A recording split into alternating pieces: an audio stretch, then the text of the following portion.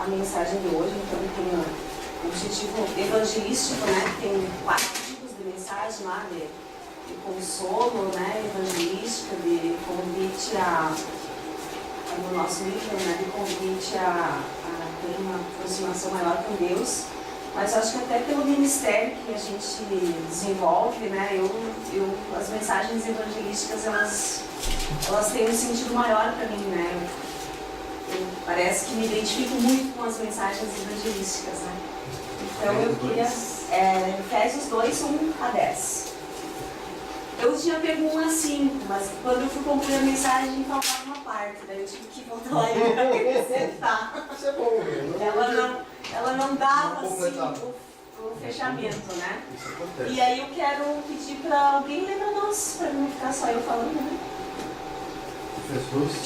Efésios 2, 1 a 10.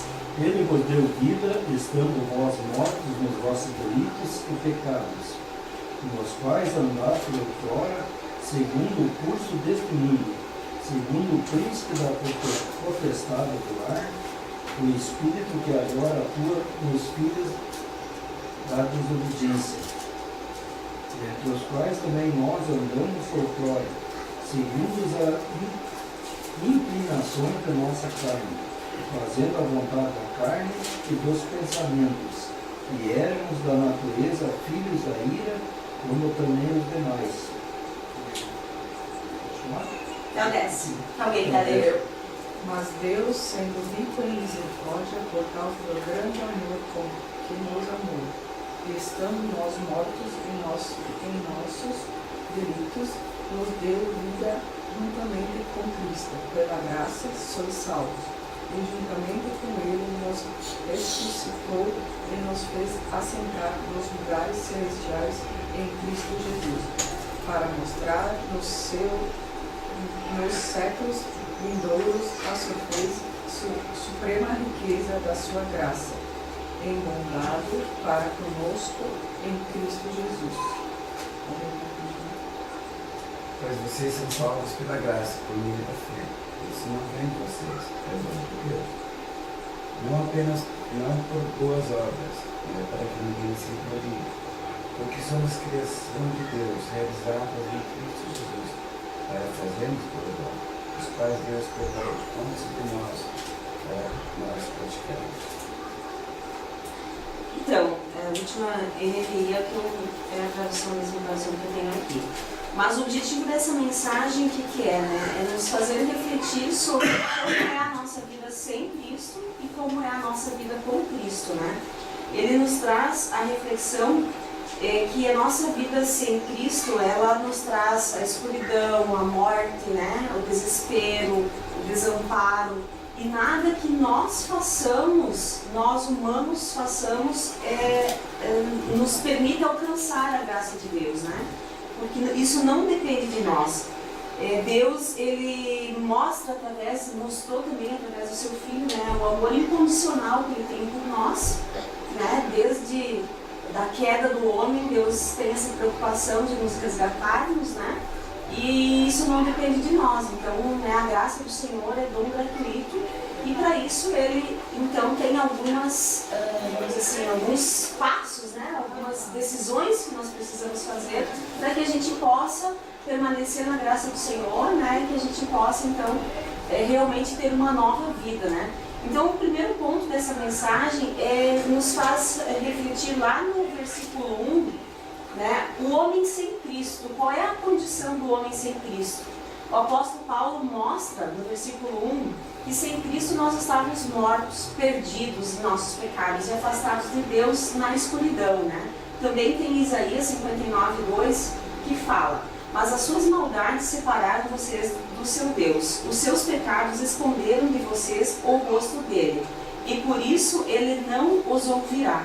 Então, a vida sem Cristo nos mostra, né, através desse texto do apóstolo Paulo, escrevendo a igreja de Efésios, né, a esse povo, né. Também, então, além da morte, ele nos mostra no versículo 2 e 3, que temos uma vida de escravidão, né, que sem a presença de Jesus, sem a graça de Deus, nós somos escravos. Nós éramos escravos dos desejos da nossa própria carne, né? Costumávamos viver. Então, quando a gente vê o termo costumávamos, ele nos dá também o sentido de escravidão. Estamos acostumados a isso, não conseguimos sair dessa condição, né? Então, seguimos a presente ordem deste mundo, vivíamos entre eles satisfazendo os desejos da nossa própria carne, né? E aí depois a condenação, né? Sem Jesus nós já somos condenados, né? Nós já estamos condenados. Então, no versículo 3 fala assim: como os outros éramos por natureza merecedores da ira. E também em Romanos 1:18 fala: a ira de Deus, ela é revelada dos céus contra toda a impiedade e injustiça dos homens, que suprimem a verdade pela injustiça. Então a ira é uma forma de Deus nos condenar, né? É uma forma dele condenar os nossos pecados, como ele fez no Jardim do Éden ainda com Adão e Eva, né? Ele ficou irado ali quando ele percebeu que a decisão do homem, né? A queda do homem, ele se irou com Adão e Eva e os expulsou do paraíso, né? Seja bem-vindo, pastor. Então, a partir desses 3 pontos, nós podemos chegar à seguinte conclusão: sem Jesus, a nossa vida é desesperadora, né? Nós podemos ver na nossa prática como era. Aqui muitos são convertidos depois de adultos, né? A maioria de nós, eu acho que aqui tivemos a graça de conhecer a Cristo, né? Depois de uma fase, então a gente consegue fazer bastante o comparativo de como era a nossa vida antes e como é a nossa vida agora, né? Como diz a palavra: conhecereis a verdade e a verdade vos libertará. Então a gente percebe quantas coisas a gente realmente era escravo e agora a gente pode ter na nossa mão, através da graça de Deus, a decisão de escolher por aquilo ou de rejeitar aqueles caminhos, né? E o ponto 2 da mensagem, então, éramos escravos, vivíamos a palavra de Deus, né? Vivíamos na escuridão, mas nós podemos analisar como é o caráter de Deus. Deus, ele é grande em amor. E no versículo 4 fala assim: Deus é grande em amor pelo grande amor com que nos amou. Amor é a disposição de fazer o bem a alguém incondicionalmente, né? Ainda que somos imerecedores desta graça, Deus nos amou. E aí eu não tinha como não usar o versículo, ou João 3,16, né? Porque Deus amou o mundo de tal maneira que deu seu único filho, né? Para que todo aquele que nele crê tenha a vida eterna, né? Então aqui mostra, ou quando a gente reflete sobre Deus, seu único filho, mostra o tamanho do amor incondicional de Deus para com as nossas vidas, né?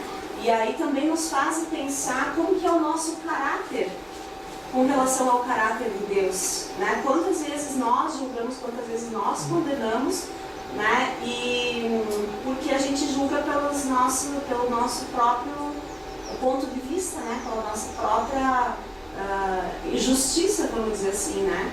E Deus amou o mundo de tal maneira, né, que entregou o seu único filho. Então esse é o caráter de Deus que nós precisamos entender, que nada que nós façamos muda a condição de Deus com relação a nós. A condição dele, na verdade, não é condição, o amor é incondicional. Ele nos apresenta algumas condições, né, mas o seu amor é incondicional, tanto que mesmo quando estamos em pecado, toda vez que nos arrependemos e voltamos a Deus, o amor dele é incondicional. Então o ponto 3 é o que podemos fazer então, né, para usufruirmos dessa graça de Deus. Vivíamos no pecado, estávamos mortos, separados do amor de Jesus, do amor de Deus, mas Deus, com o seu caráter, na sua infinita misericórdia, né, derramou a sua graça sobre as nossas vidas e nos alcançou. Mas e aí nós? O que nós temos que fazer, né, para usufruirmos da graça de Deus e sermos co-participantes da vida com Cristo e também herdeiros da vida eterna, né? Então, o primeiro passo é crer, né? O segundo passo é confessar. E aí eu uso muito esse Romanos capítulo 10, versículo 9, e aqui eu acrescentei o 10 também. Se você confessar com a sua boca que Jesus é Senhor e crer em seu coração que Deus o ressuscitou dentre os mortos, será salvo. Pois com o coração se crê para a justiça e com a boca se confessa para a salvação. Então nós precisamos crer, confessar, né? E realmente ter uma nova vida, né? Ter uma nova decisão a cada dia. Eu digo para os Vicentes, né? Deus nos apresenta diariamente. Brinquei com ele, falei muito sério com ele na noite do batismo, né? Que ele, nós enquanto família esperávamos fazer uma comemoração, mas ele tinha um compromisso com os colegas, né? E aquilo para ele era algo muito grandioso, esse compromisso com os colegas.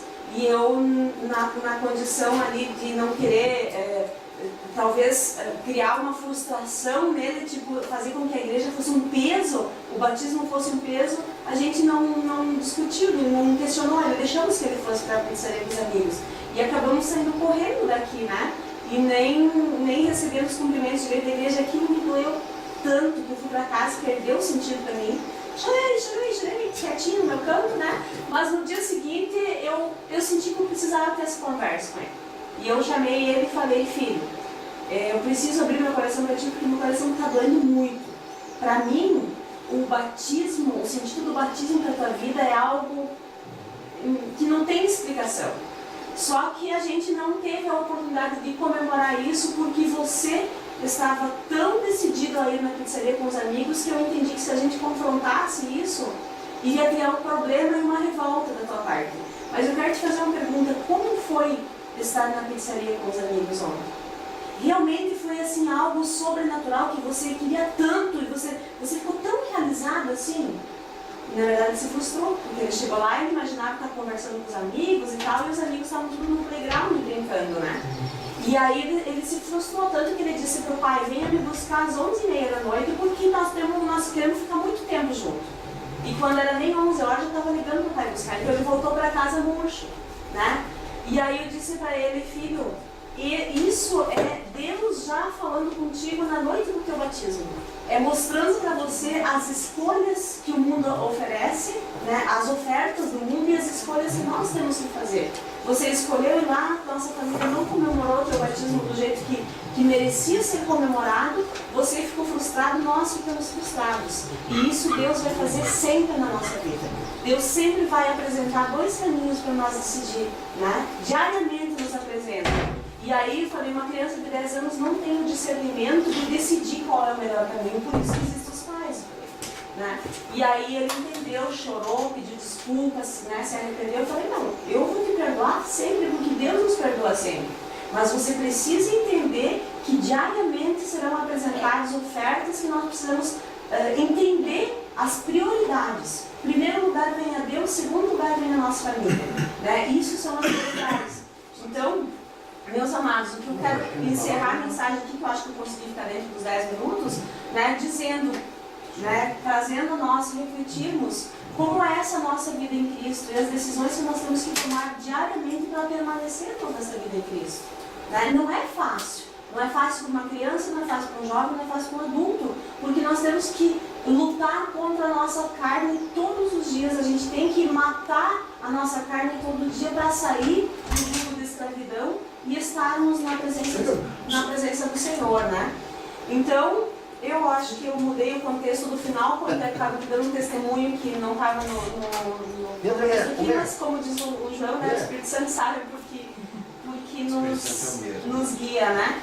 Então é isso aí, o que podemos experimentar quanto à salvação é obra de Deus, né? Não é da nossa parte, mas nós devemos ter humildade e receber a oferta da divina salvação e viver de acordo com ela. Então essa é a mensagem de hoje, né? Se alguém ainda não entregou, eu adoro fazer apelo no final, pastor. Assim, se alguém ainda não entregou a sua vida a Cristo, né? Todo dia é dia, eu entrego quase todo dia. Então é essa a mensagem. O apelo, toda mensagem é um apelo. Toda ela. Né? A Bíblia em si, a mensagem dela é um apelo. Então, independente se a pessoa quer para salvação ou quer para uma renovação, é um apelo, não deixa de ser, né? Toda ela. Então, que bom. Né? Que bom. É um texto muito abençoado, esse texto também é um texto bem típico, né? De condição, de busca, de